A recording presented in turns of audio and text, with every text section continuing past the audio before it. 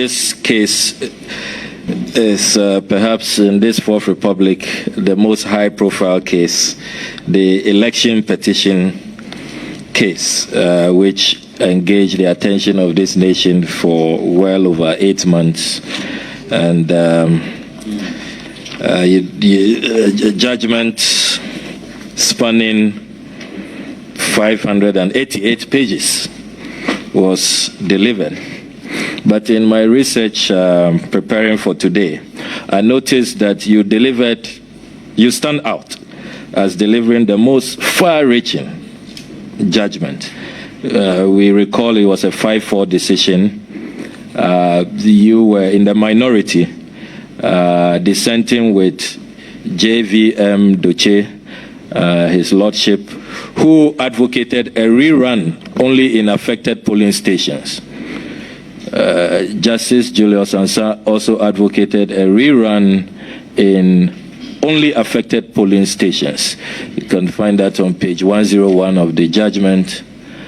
And Justice R.C. Owusu also, in dissenting with you, advocated for a rerun where votes are to be annulled. The petition succeeds in part.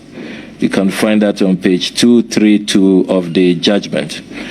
But my lord, you alone appear to order an entire rerun of the presidential elections. Page 505 of the judgment, you said, and I quote, "I would therefore grant the relief, 1, in view of the evidence led, and decline to grant relief, 2.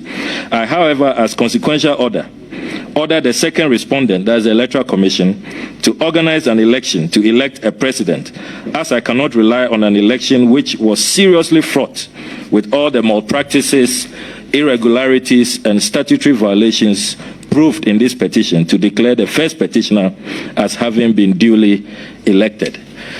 Many analysts have said that this judgment you gave did not consider the public good, the stability of the country, how this could have really derailed our peace and stability of this country. How do you react to that, being that you were clearly the only one who stood out in this judgment? Please, it's a misconception, Mr. Chairman. Please, what I did was that if you look at where the statutory infractions occurred, there was no way President Mahama and the current president could have obtained 50+1. And what is the Constitution saying? It says what it says, that if you do not have 50+1 of the elected, 50% plus 1 of the valid elected votes cast, you cannot be declared president. But people are making a meal out of this. So therefore, if you look at the pinches which were affected, if you go for the 49-3, nobody had the 50% plus 1. None of them. So obviously, the Constitution is telling us that you have to conduct fresh elections, and it could be conducted only in places where there were statutory infractions. Even the petitioners were not quarreling with most of the constituencies and most of the polling booths. Yes, they were not quarreling with them, because you cannot say that, oh, as for this constituency or polling booth, there was nothing wrong with it, but I'm still going to order rerun or revoting or whatever. That would be wrong, because they themselves are not complaining. They themselves are not. Please, people must be very, very analytical.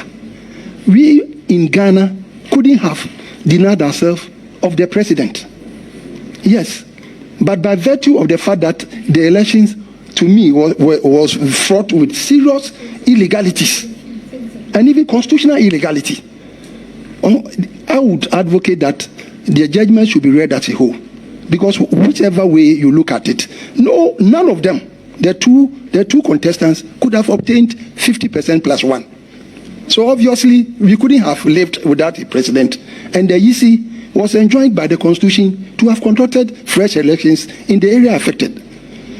Yes, and mind you, the area affected, the police stations affected, were far below half of the areas which were not affected.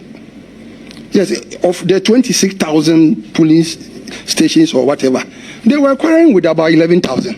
If my memory, puts me on the right track, they were quarreling with about 11,000. So obviously, the 15,000 or whatever were left unaffected. So, honorable member, that's my position in the matter. But the judgment must be read in its entirety. Yes, I couldn't have declared any of them as winner of the elections. No. So, my lord, if I'm understanding you clearly, you are saying that you did not intend to recommend the rerun of the entire election. It's just for the areas affected, because your distinguished colleagues were very specific. They were clear in the language used. For example, Julius Ansah said at page 101, rerun the election in polling stations affected. JVM Doche said rerun only in affected polling stations.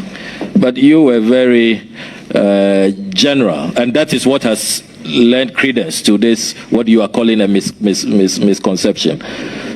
Honorable, I see your point.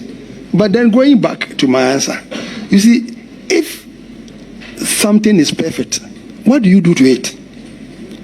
You do nothing to it. If it is perfect, if the 15,000 polling stations were perfectly in order, a judge had no power, yes, to declare that there should be rerun. Yes, you have no power to bend the release shot to make that order. So it is implied that since the two of them couldn't have obtained the 50% plus one, obviously the electoral commissioner is constitutionally mandated to have organized the elections. But if it was not there, well, that is a different matter altogether. But then you should look at the pressure which was exerted on us, the mass of evidence which we had to go through, and the time frame for us to deliver the judgment. Every judgment is devoid of perfection. Every judgment, no matter how you look at it, yes, it's devoid of perfection. So yes, that was the reason why. Yes, Chairman. Let me refer the nominee, since it's on presidential petitions. We have stated the law in Kenya and in Nigeria. When a presidential petition is presented, in our case in Ghana, by your words, it took you some months, about eight months. Would you want us as a country to have a definite, and Chairman, with your indulgence, let me read Article 64. I know the nominee as Chief Justice will have a role when it comes to 64(3) under the rules of court. The validity of the election of the president may be challenged only by a citizen of Ghana who may present a petition for the purpose to the Supreme Court within 21 days. The rest, the record will capture the full article up to 3. In Nigeria and Kenya, within a certain period, the matter must be determined. In Ghana, you take 8 months. It could be longer. Will you canvass for a definite time for the determination of this? Thank you, Okujato. Chairman, the Rules of Course Committee,